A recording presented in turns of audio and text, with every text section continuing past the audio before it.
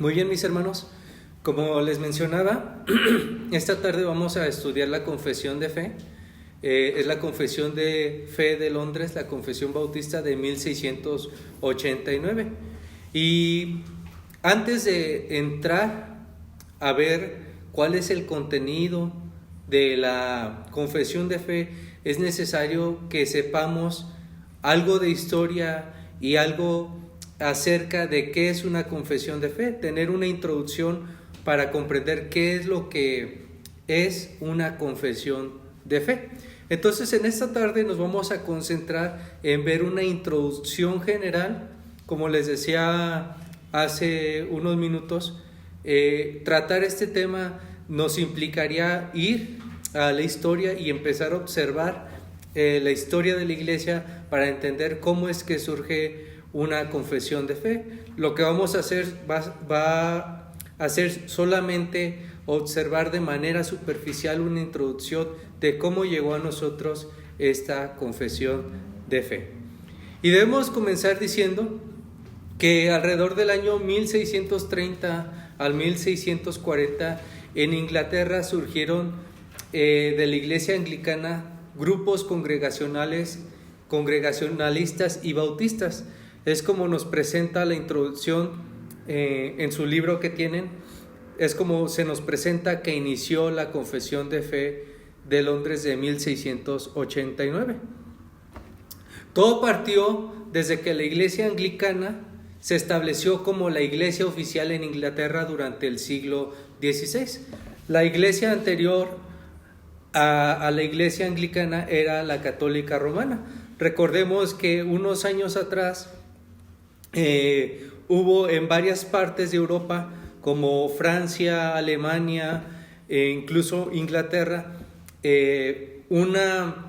un conflicto interno dentro de la Iglesia Católica Romana que dio surgimiento a lo que conocemos nosotros como la Reforma. Ahora, esta fractura se nos presentó como, digámoslo así, un fenómeno, un asunto que surgió a raíz de tres problemas que estaban sucediendo dentro de la Iglesia Católica Romana. Había un problema en cuanto a la moralidad de la Iglesia Católica Romana, había un problema en cuanto a la forma de gobierno de la Iglesia Católica Romana y había un problema en cuanto a la doctrina de la Iglesia Católica Romana. Entonces, miembros de la misma Iglesia Católica Romana estaban en contra, no estaban de acuerdo en cómo las cosas se estaban manejando porque no eran acorde a las Sagradas Escrituras. Entonces, cuando ellos manifestaron esto, lo hicieron, fueron llamados ante especie de concilios, pero no fue para discutir o dialogar o tratar de hacer cambios en la manera como se administraban las cosas o en la manera doctrinal que se había forjado hasta ese entonces, sino más bien era con el propósito de silenciarlos, de que ellos renunciaran a esos puntos que en sí mismos ellos veían que era necesario un cambio. Entonces, en Inglaterra, durante el siglo XVI, bajo el reinado de Enrique VIII, hubo una especie de asilo, alojamiento, digámoslo así, una especie de aceptación. Hubo un cambio en el modelo de la religión oficial, que hasta entonces era la Iglesia Católica Romana, y se tomó como iglesia oficial o se formó la Iglesia Anglicana. Ahora, para dar surgimiento a la Iglesia Anglicana, Enrique VIII buscó reunir un grupo de reformadores para poder modificar o para hacer esos cambios o para presentar cómo era la forma correcta de administrar la iglesia, de cuál era la forma doctrinal correcta, aquellas doctrinas que estaban equivocadas. Buscó hacer una reforma dentro de la iglesia católica romana y eso fue lo que dio surgimiento a la iglesia anglicana. Ahora, no solo fue bajo el gobierno de Enrique VIII, esto fue un proceso, porque Cuando Enrique VIII falleció, Eduardo VI, su hijo, fue el que continuó dando desarrollo a la iglesia anglicana como tal, pero tras la muerte de Eduardo VI, la que gobernó fue su hermana María, y María era conocida como la Sanguinaria, y María la Sanguinaria era católica romana. Entonces, tras la muerte de Eduardo VI, María la Sanguinaria volvió a buscar instaurar la Iglesia Católica Romana en Inglaterra. Pero tras la muerte, o más bien cuando María la Sanguinaria dejó de gobernar, gobernó su media hermana Isabel I. E Isabel I dio continuidad a lo que su padre Enrique VIII y su hermano Eduardo VI habían hecho anteriormente. Volvió a establecer la Iglesia anglicana como religión oficial, como iglesia oficial en Inglaterra. Ahora, ¿qué es la iglesia anglicana? ¿Cuál es la diferencia entre la iglesia anglicana y la iglesia católica romana? La iglesia anglicana podemos considerarla como un movimiento reformador. Estaba constituido por reformadores protestantes que veían la necesidad de un cambio dentro de las tres áreas que les mencioné de la iglesia. Podríamos decir en realidad que eran 4 áreas que necesitaban cambio dentro de la iglesia. Ya les he dicho: la moralidad, la liturgia, la doctrina, y se me olvidó la otra. Ahorita se las digo nuevamente. Era la moralidad, la doctrina, la liturgia. En un segundo les digo cuál es la otra. Pero eran en realidad 4 áreas las que tenían que cambiar dentro del modelo católico romano. Entonces, la iglesia anglicana fue un movimiento reformador protestante, pero tenía un problema: seguía conservando algunos vestigios del catolicismo romano. La iglesia anglicana, aunque había comenzado siendo formada por un movimiento de reformadores protestantes, seguía conservando algunos vestigios del catolicismo romano. Y dentro de estos vestigios podemos ver que su liturgia o su orden de adoración conservaba algunos matices de la misa. Es decir, la celebración de la adoración dentro de la iglesia anglicana seguía siendo muy similar a como es una misa católica romana. Entonces, esto tuvo como efecto que no todos los teólogos concordaran con el modelo de adoración que celebraba la iglesia anglicana, y esto fue o dio surgimiento a otros grupos. Y dentro de estos grupos, nuestra confesión de fe nos dice que surgieron 2. Fueron los congregacionalistas y los bautistas.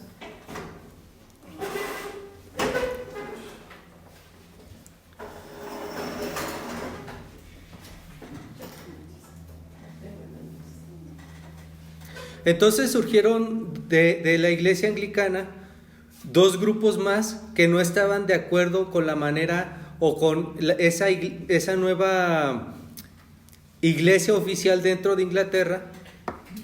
Y estos 2 grupos eran conocidos como los congregacionalistas y los bautistas. Ahora vamos a ver qué fueron las confesiones de fe. En el año 1643 se formuló la Confesión de Fe de Westminster. La Confesión de Fe de Westminster.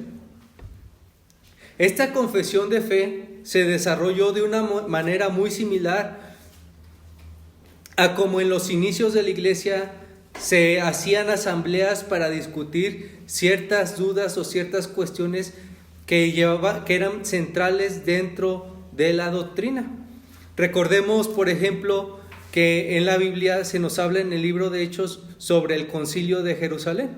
El Concilio de Jerusalén se reunieron los apóstoles y comenzaron a discutir un problema que trataba con el tema de los gentiles y cuáles eran aquellas observancias que debían de conservar los gentiles a los cuales estaban siendo parte de la iglesia.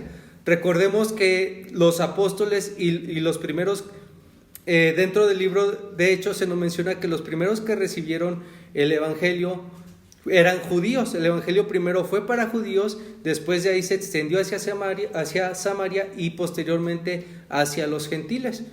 Entonces, cuando empezaron a introducirse los gentiles dentro de la iglesia, se hizo un concilio para discutir cuáles eran las cosas que debían de conservar los gentiles. Si debían de someterse a los mismos ritos o a las mismas tradiciones a las cuales habían sido entregadas a los judíos.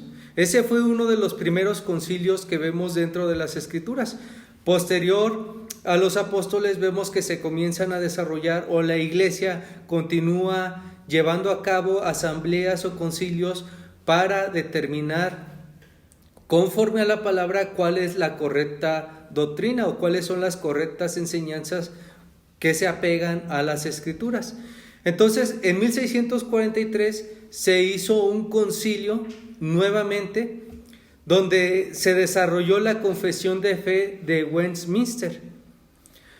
Esta confesión se desarrolla a través de una asamblea donde se agruparon teólogos de toda Inglaterra. Esta asamblea estaba conformada por 121 teólogos, los cuales se reunieron para estructurar conforme a las Escrituras, tratar de definir, tratar de poner en un libro de una manera accesible y resumida qué es lo que las Sagradas Escrituras nos enseñan. Les había mencionado 3 áreas y posteriormente les dije que eran 4. La primera cosa que discutieron era acerca del gobierno de la iglesia. La segunda cosa era sobre la adoración. La tercera cosa era sobre la doctrina. Y la cuarta, que era un problema dentro de la iglesia, era la moralidad. Entonces, 121 teólogos se reunieron en Inglaterra con el propósito de estructurar conforme a las Escrituras qué es lo que ellas nos dicen sobre estos asuntos. Entonces, así es como surge la Confesión de Fe de Westminster en 1643. Antes de proseguir a decir cómo surge la Confesión de Fe de Londres de 1689, que es la que ustedes tienen en sus manos, debemos de preguntarnos y de responder lo siguiente: ¿qué es una confesión de fe? Y cuando nosotros hacemos la pregunta, ¿qué es una confesión de fe?, muchas ideas pueden venir a nuestras mentes. Una de las ideas más comunes es que son ideas impuestas por la iglesia para ejercer control sobre sus miembros, sobre las personas que asisten a la iglesia. Esa es una de las ideas más comunes y también es un error. Muchas personas también dicen o piensan que no es necesaria una confesión de fe. Dicen, el cristianismo solamente consiste en una cosa, y es amar a Jesús. Pero déjeme le pregunto algo a usted, mi hermano, en esta noche. ¿Qué significa amar a Jesús? Esa es una palabra que yo he escuchado en repetidas ocasiones. Recuerdo que en una ocasión estaba en un grupo de jóvenes y decían ellos que no era necesaria la doctrina. Incluso estaban en contra de la palabra doctrina y decían, lo único en que consiste la iglesia es en amar a Jesús. Posteriormente, lo que ellos decían que era amar a Jesús se terminó haciendo una mezcla entre cristianismo y judaísmo, porque así es como terminaron esas personas que venían de hecho de una iglesia pentecostal. A veces suena bonito solamente repetir las palabras, lo único en que consiste la iglesia es en amar a Jesús. Y hasta cierto punto es verdad, pero respondamos, ¿qué significa amar a Jesús? Jesús nuestro Señor nos enseñó qué significa amarle a Él. Él dijo, si me amáis, guardad mis mandamientos. ¿Y qué significa guardar sus mandamientos? Significa conocer todas aquellas órdenes, preceptos y enseñanzas que Él nos dio que Él nos enseñó. ¿Y cómo vamos a saber eso si nosotros no vamos a las Escrituras a estudiar y a observar qué es lo que el Señor nos enseñó? Eso es lo que hace una confesión de fe. Va a las Escrituras y nos enseña, nos proporciona, nos ayuda a identificar cuáles son aquellas cosas que el Señor Jesucristo nos enseñó, que Dios nos enseña en su santa palabra, haciendo un estudio completo, conciso, concreto, bien realizado de la Escritura en general, no de un pasaje en particular. Uno de los errores más comunes que vemos en la iglesia de nuestros días es que en ocasiones los líderes o las personas toman un pasaje en particular, unos versículos en particular, y tratan de definir o de extraer doctrinas de ese pasaje aislado. Y eso es un error. Si uno quiere entender la palabra de Dios, debe estudiar todo el consejo de Dios, debe estudiar todas las escrituras. Debemos entender que Dios no se contradice, Dios no se equivoca. Y cuando nosotros estudiamos todas las escrituras como un solo, es que entonces empezamos a entender cuál es la voluntad de Dios. Entonces, como les digo, eso es lo que hace la confesión de fe. La confesión de fe va a las escrituras y busca presentarnos qué es lo que las escrituras nos enseñan, cuáles son aquellas doctrinas que están dentro de las escrituras. Ahora, como les decía hace unos momentos antes de iniciar, esto era un cambio radical. Era un cambio radical porque posterior a la era de los apóstoles y de los primeros creyentes, la iglesia reemplazó la autoridad de las escrituras por la autoridad de la iglesia. Eso se conoce, la autoridad de la iglesia se conoce como la tradición. Entonces, quienes definían la doctrina no eran las escrituras, sino la iglesia. Los sacerdotes, los obispos, eran los que decían cómo debíamos de nosotros adorar a Dios. Y como les digo, este es un cambio radical porque estos teólogos que salieron de la Iglesia Católica Romana dicen no, la autoridad no debe de recaer en la tradición, en los líderes, en sus maestros, debe recaer en las escrituras. ¿Qué estaban haciendo la Iglesia Católica Romana? El mismo error que hicieron los rabinos, los judíos, con el Antiguo Testamento. ¿Qué fue lo que ellos hicieron? Establecieron su autoridad, la Mishnah, ¿verdad? Y los otros libros que ellos desarrollaron donde colocaron todas sus tradiciones y ellos trataban de explicar qué era lo que enseñaban las escrituras y muchas veces esas leyes y preceptos ni siquiera era lo que enseñaban las escrituras. Entonces aquí estos reformadores, estos teólogos en Inglaterra buscaron ir a las Sagradas Escrituras y mostrarnos, presentarnos qué es lo que ellas nos enseñan de la palabra de Dios, qué es lo que la palabra de Dios nos enseña y nos llama a nosotros como iglesia a conocer. Entonces, no es una serie de reglas o ideas impuestas por la iglesia para ejercer control sobre sus miembros. Eso no es. Eso no es. De hecho, ahorita vamos a observar eso, pero debemos de quitarnos esa idea. Una confesión de fe es un resumen conciso de lo que las escrituras nos enseñan, de lo que las escrituras nos presentan. De hecho, incluso nosotros debemos ver la confesión de fe y aquellos puntos donde la confesión de fe no se apega a las escrituras. ¿Quién va a estar equivocado? La confesión de fe, no las escrituras. Entonces, las confesiones de fe son una herramienta de ayuda para entender las escrituras, pero su autoridad nunca va a ser mayor a la de las escrituras. Y es nuestro deber, si tenemos una confesión de fe, comprobar si lo que ella nos enseña es de acuerdo con las escrituras. Por eso en cada punto que trata la confesión de fe tiene citaciones bíblicas a las cuales nosotros debemos de revisar observar, analizar y ver si cada uno de sus puntos es compatible con lo que nos enseña la santa palabra de Dios.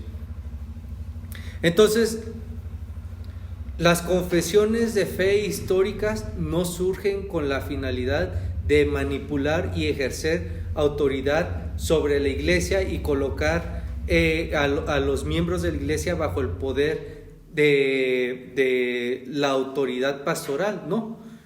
De hecho, vemos un cambio totalmente contrario. Pone todas las cosas en su lugar.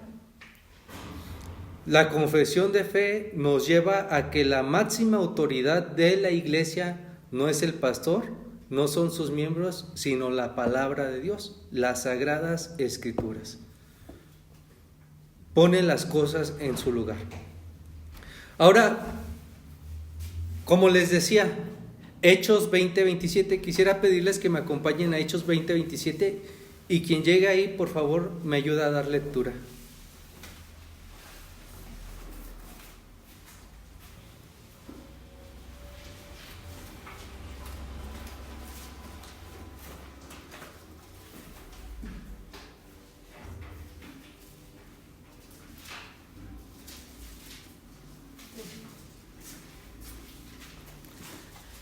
Hechos 20:27.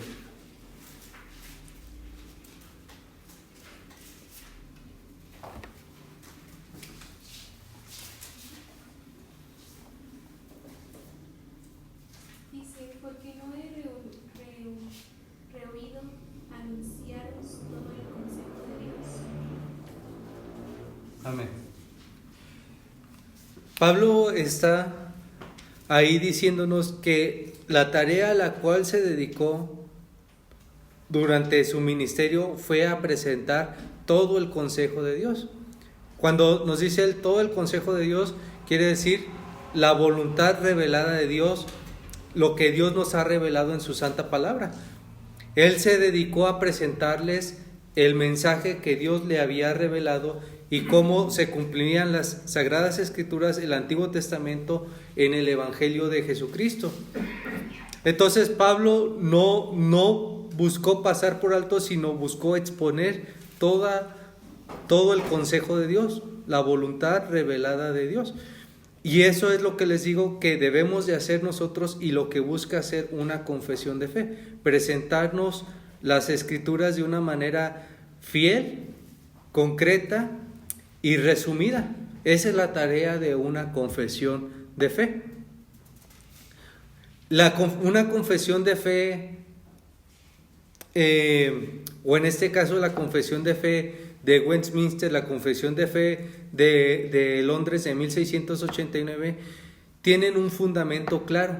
Y el fundamento es exponer qué es lo que la Santa Palabra nos dice sobre las áreas que les había mencionado.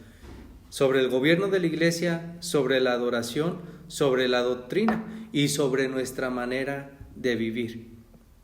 O nuestro servicio a Dios, o mejor dicho, cómo nosotros debemos de responder como creyentes a la verdad del Evangelio y cuáles son las obras, las buenas obras que el Señor nos ha llamado a hacer.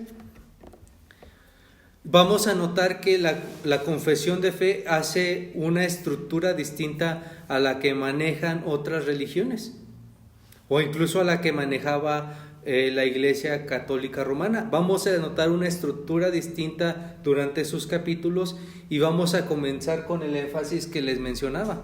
¿Dónde está la máxima autoridad para la Iglesia? Por más de 1500 las cosas estaban al revés. La Iglesia era la máxima autoridad. La Iglesia a la cual se alude como tradición.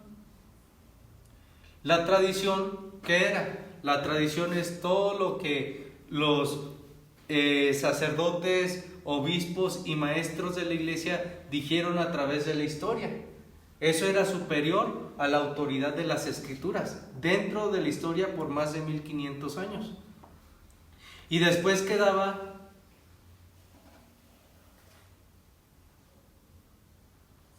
la escritura. Y lo que hace la confesión de fe es hacer un cambio en esto. La confesión de fe no dice que la tradición es inútil, sino que dice que la máxima autoridad no es la iglesia, no es la tradición, sino que la máxima autoridad es la voluntad revelada de Dios, la Sagrada Escritura, la Sagrada Palabra.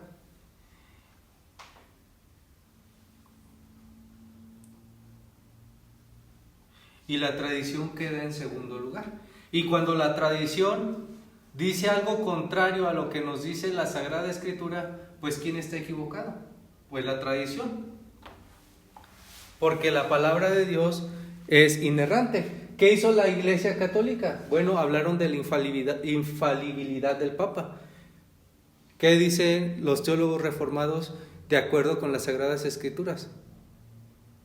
Lo que es infalible es la palabra de Dios, no la palabra del hombre.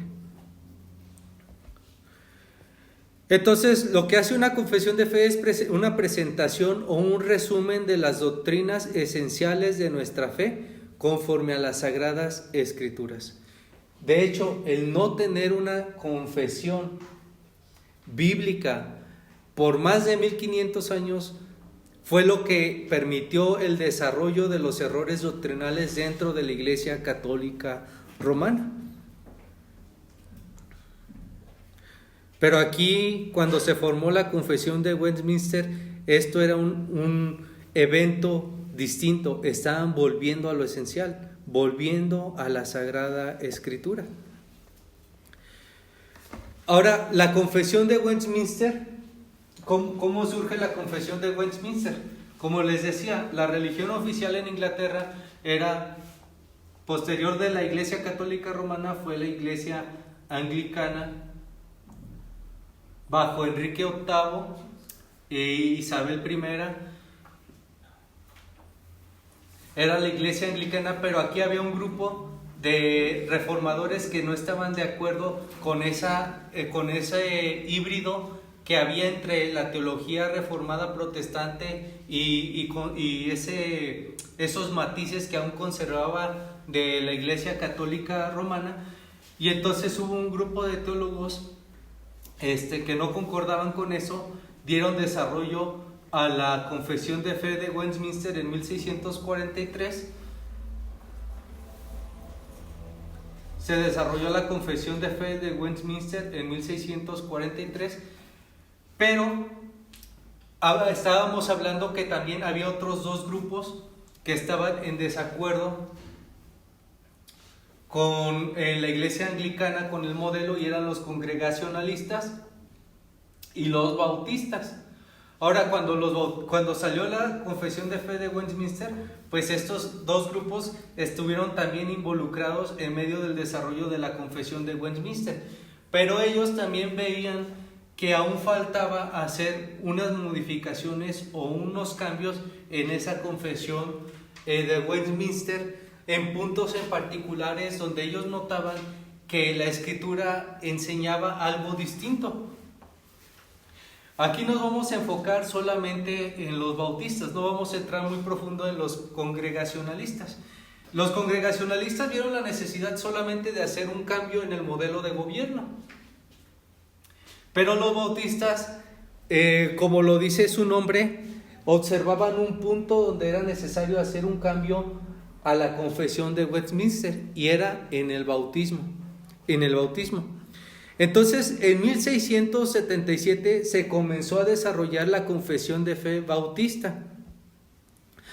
Ahora, esta confesión, como les digo, resalta el pensamiento de aquellos teólogos que veían la necesidad de hacer cambios en la Confesión de Westminster, especialmente en el punto del bautismo. ¿Qué decía la Confesión de Westminster en el punto del bautismo? Bueno, la Confesión de Westminster dice o apoyaba el bautismo de los infantes. La Confesión de Westminster da soporte al bautismo de infantes. Pero estos teólogos que se reunieron en 1677 no estaban de acuerdo con el bautismo de infantes. Y entonces ellos decían que el bautismo, de acuerdo con las Escrituras, es bautismo de creyentes. que las Escrituras enseñan el bautismo de creyentes y no de infantes. Entonces, esa confesión primeramente surgió en 1677, la que ustedes tienen en sus manos, pero se le hicieron algunas modificaciones en una asamblea donde se revisó y ahí colocaron o hicieron algunas correcciones para establecer el bautismo de creyentes. Ahora aquí debemos de decir algo. Tanto la Confesión de Westminster como la Confesión de Londres son confesiones históricas y buscan hacer una presentación fiel a las doctrinas esenciales de la fe que nos presentan las Sagradas Escrituras. El único cambio que nosotros notamos entre la Confesión de Westminster y la Confesión de 1689 es la visión que nos habla sobre el bautismo. Aquel punto que nos habla sobre el bautismo. La Confesión de Westminster dice que es bautismo de infantes y la Confesión Bautista dice que es bautismo de creyentes. Y particularmente nosotros estamos estudiando la confesión, o vamos a comenzar a estudiar la confesión de 1689, porque nosotros, de acuerdo con las Escrituras, creemos que el bautismo es bautismo de creyentes. De hecho, creo que la mayoría de los que estamos aquí fuimos bautizados como creyentes. De acuerdo con las Escrituras, sabemos que cuando uno conoce al Señor Jesucristo, cuando uno recibe el Evangelio del Señor Jesucristo, posteriormente es cuando es bautizado. El bautismo no genera en sí el nuevo nacimiento. El nuevo nacimiento viene cuando nosotros recibimos y creemos en la verdad que nos es presentada en el Evangelio. Entonces, ahorita no vamos a estudiar de manera particular el tema del bautismo, lo vamos a ir viendo conforme vayamos avanzando, pero ese es el único punto en particular donde vamos a encontrar un cambio. De hecho, la teología del bautismo trae unas implicaciones en cuanto a la teología pactual, porque la Confesión de Westminster, cuando desarrolla el tema del bautismo y los puntos del bautismo, de alguna manera habla de una especie de salvación sobre los bebés o los hijos de los creyentes, pero no vemos que eso nos lo enseñe la Sagrada Palabra.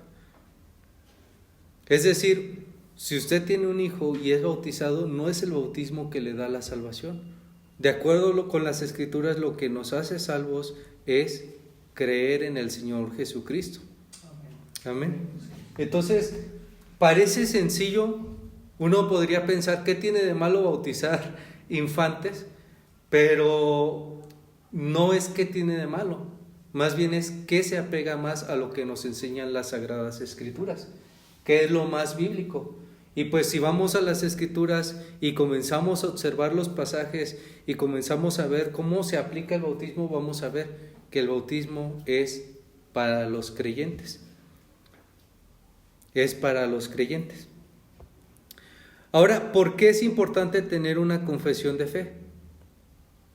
Debemos considerar que uno de los más grandes errores de la Iglesia a través de los años fue que no tenía una confesión de fe. Y al no tener una confesión de fe quiere decir que ellos no habían ido a las Escrituras para ver qué era lo que las Escrituras nos decían sobre el gobierno de la Iglesia. No habían ido a las Escrituras para ver qué es lo que las Escrituras nos decían sobre doctrinas particulares, cada punto en particular que las Escrituras nos presenta de diversas doctrinas y cómo todas ellas en conjunto están unidas. Y no habían ido a las Escrituras a observar cuál es el modelo de adoración que las Escrituras nos presentan. Era una especie de collage lo que había en la iglesia, una especie de pragmatismo donde se tomaban distintas tradiciones y conformaban un todo. Entonces, por 1500 años la iglesia basó sus doctrinas en la tradición humana y no en la palabra de Dios. Y basar la adoración a Dios en base al pensamiento humano lleva a la idolatría. Esa es la respuesta para responder por qué es importante tener una confesión de fe. Porque si nosotros no tenemos una confesión de fe, quiere decir que no hemos ido a las Escrituras para ver qué nos dicen ellas sobre el gobierno de la iglesia, sobre la adoración a Dios y sobre la doctrina y sobre nuestra manera de vivir. No hemos ido a las Escrituras y entonces vivimos gobernados bajo ideas humanas de cómo debemos de adorar a nuestro Dios. Y eso es peligroso, porque eso es idolatría. Eso no es verdadero cristianismo.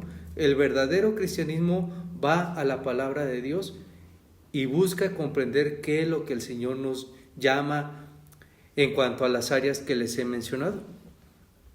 Vemos, por ejemplo, en Deuteronomio, quiero invitarlos a Deuteronomio 6,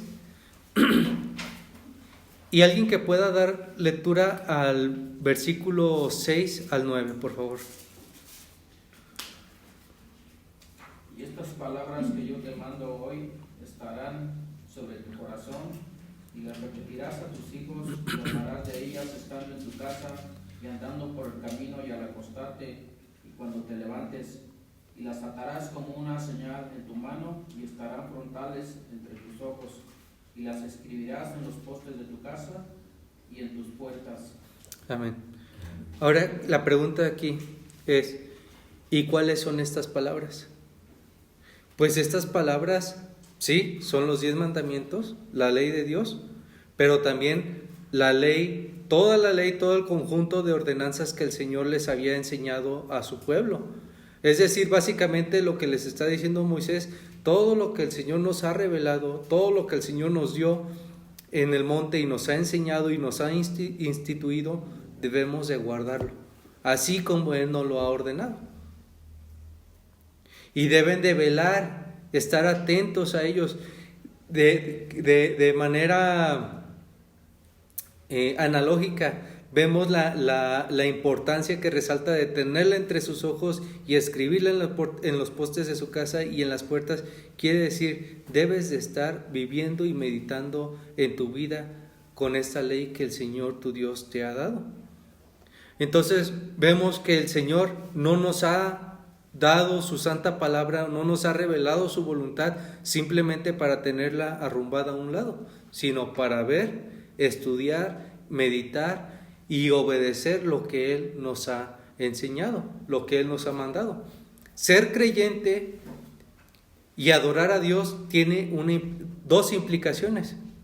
Adorar a Dios es servirle a Dios y reconocerle, humillarnos delante de Él y servirle, trabajar en lo que Él nos ha ordenado, disponernos como siervos a trabajar en lo que Él nos ha ordenado. Ese es el significado de la palabra adorar dentro del Antiguo Testamento. Tiene esa dualidad de significado: humillarnos, postrarnos delante de Él, pero también trabajar para el servicio de Él. Entonces, si nosotros no estamos pendientes de la palabra de Dios, de lo que Él nos ha ordenado, y vivimos conforme a nuestras tradiciones, conforme a nuestras opiniones, conforme al pensamiento humano, el peligro que corremos como creyentes es irnos a la idolatría. Vamos a ver un ejemplo de esto. Alguien que puede ir a Isaías 8 y leer los versículos 19 y 20, por favor.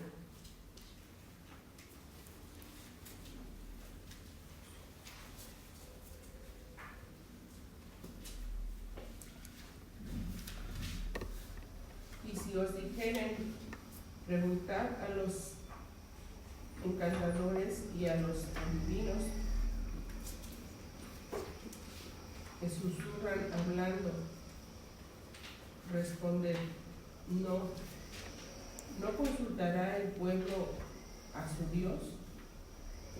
¿Consultará a los muertos por los vivos? ¿A la ley, al testimonio? Y si no dijeren conforme a esto, es porque no les ha amanecido. Amén. Ahora, ¿por qué leemos Isaías 8, versículos 19 y 20? ¿Cuál era el problema del pueblo de Israel? Que el pueblo de Israel de alguna manera había dado la espalda a su Dios y había abandonado los preceptos de Dios, las ordenanzas de Dios, y entonces estaban incluso consultando encantadores y adivinos, como lo vemos en la vida del rey Saúl, ¿verdad? Entonces aquí Isaías les dice: consultarán a los muertos por los vivos. ¿No irá el pueblo a consultar a su Dios? ¿Y a dónde los dirige que vayan a consultar a Dios? A la ley y al testimonio, a lo que el Señor ha revelado.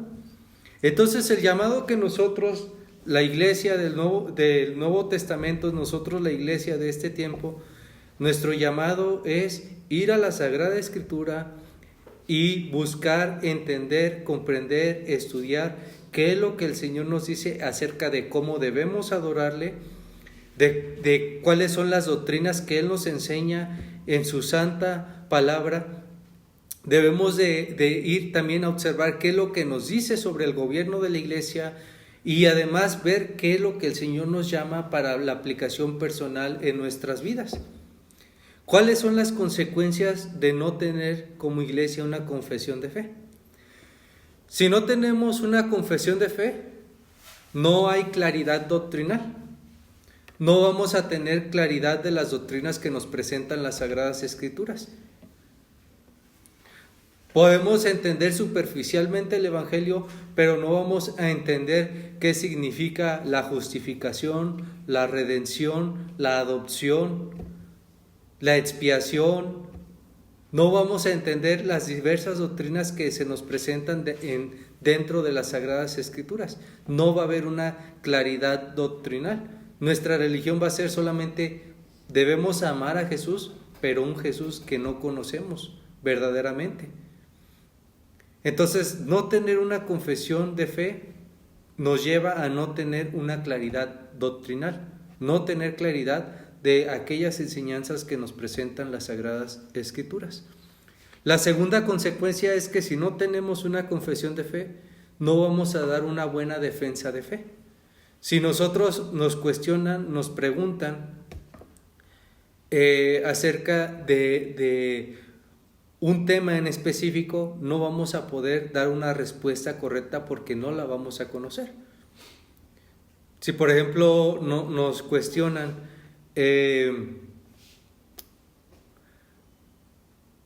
¿por qué nos reunimos los domingos? O si nos preguntan ¿cuál es la diferencia entre lo que nosotros creemos y otra religión cree? O si nos preguntan, así pueden ser distintos ejemplos. Si no tenemos una confesión de fe, es decir, no conocemos las doctrinas que nos presenta la Sagrada Escritura, no vamos a presentar una buena defensa de la fe.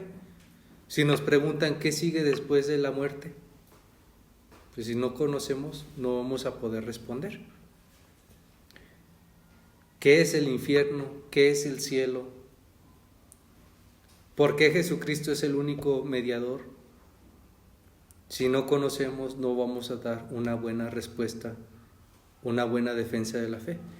La tercera consecuencia de no tener una confesión de fe es que si no se conocen las doctrinas que la Escritura nos presenta, no va a haber un crecimiento en la fe. No vamos a crecer en cuanto a nuestro amor y nuestro conocimiento de Dios. Y eso es contrario a lo que nos llama las Escrituras. Vemos que el apóstol Juan habla de los niños, de los jóvenes, de los ancianos. Y se refiere específicamente, no de manera literal, a niños, jóvenes y ancianos físicamente, sino espiritualmente. Si nosotros no crecemos en el conocimiento de lo que las Escrituras nos presentan, no va a haber un desarrollo espiritual en nuestras vidas. Y eso es contrario a lo que nos llama Dios. Ahora, un cuarto problema si no se tiene una confesión de fe. Si no se conoce la palabra de Dios y no se conocen aquellas doctrinas que nos presenta la palabra de Dios, pues no va a haber una certeza, no va a haber claridad doctrinal y entonces no vamos a tener una certeza, no va a haber una esperanza o no va a haber un consuelo real. Conocer a Dios y conocer sus promesas y conocer lo que Él nos enseña acerca de ellas es lo que produce la certeza, la esperanza y el consuelo en nuestras vidas.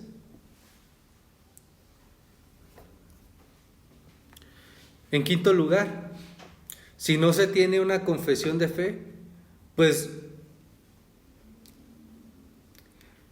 no es que no vaya a haber en realidad una confesión de fe. Creo que ya se los he mencionado antes. Hay algunas iglesias que dicen, nosotros no tenemos una confesión de fe, nosotros no pertenecemos a ninguna denominación, pero en realidad sí tienen una confesión de fe. Y esa confesión de fe está conformada por pragmatismo y genera paganismo dentro de la iglesia. El pragmatismo, ¿qué es? Que toman cosas de todos lados, doctrinas de todos lados, y entonces forman una especie de confesión de fe. Y eso genera problemas porque finalmente a donde dirige una confesión de fe pragmática es al paganismo dentro de la iglesia. Entonces, debemos de cuidarnos de no caer en este error que algunas iglesias cometen, que dicen nosotros somos no denominacionales, nosotros no nos adherimos a ninguna confesión de fe, nosotros seguimos a Cristo. Debemos de cuidarnos de no caer en ese error porque finalmente sí se tiene una confesión de fe, pero no es una confesión de fe histórica ni bíblica, sino simplemente es una confesión de fe contemporánea que establece principios contemporáneos y que generalmente llevan al paganismo. Entonces, esos son los 5 peligros de no tener una confesión de fe.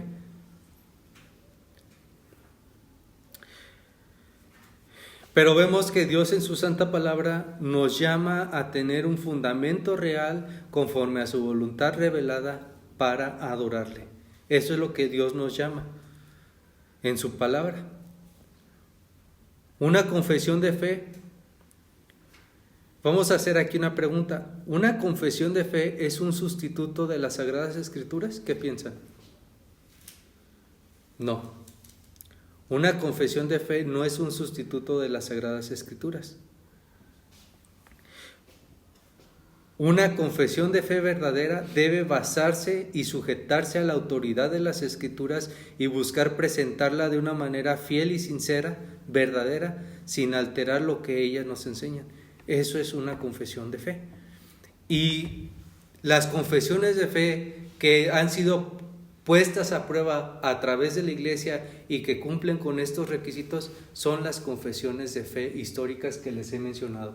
La confesión de fe de Westminster y la confesión de fe bautista de Londres de 1689.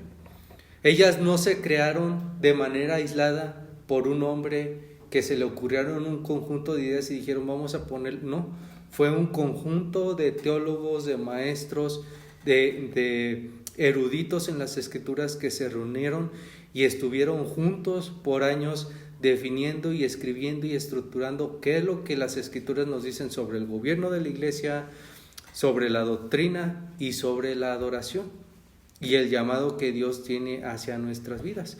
De hecho, la confesión de Westminster inició en el 1643 y se terminó alrededor del 1647 y hay quienes piensan que se terminó hasta el 1649. Entonces, y se hicieron más de 1000 sesiones, de 1000 reuniones para dar por terminada la confesión de fe. Entonces no fue, se crearon también dentro de contextos de persecución. Entonces debemos de ver que las confesiones de fe históricas fueron confesiones donde verdaderamente se trabajó para definir y buscar explicar qué es lo que las Escrituras nos enseñan sobre los 4 puntos que les he mencionado. Ahora quiero invitarlos que me acompañen a Efesios, capítulo 4. Y quien llegue ahí puede dar lectura, por favor, a los versículos 1 al 6. Efesios 4, 1 al 6.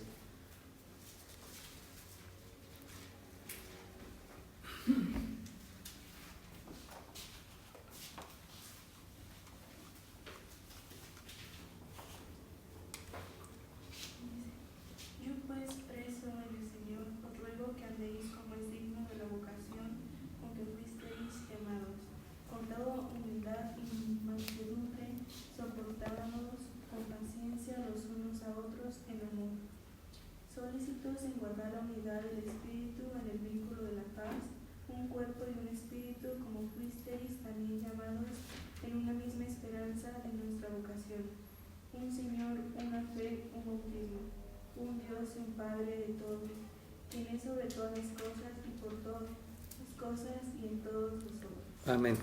¿Cuál es la palabra o el punto principal que se nos resalta en Efesios 4 del versículo 1 al 6? La palabra es unidad. Uno, unidad. Un espíritu, un cuerpo, un Señor, una esperanza, una vocación, una fe, un bautismo, un Dios. Ahora, ¿qué significa la unidad? Efesios 4 nos llama a ser una iglesia unida, unida espiritualmente por la verdad y por el amor. Entonces, ¿cuál es la finalidad de una confesión de fe? Precisamente nos ayuda a mantener este vínculo de la unidad, una unidad de fe.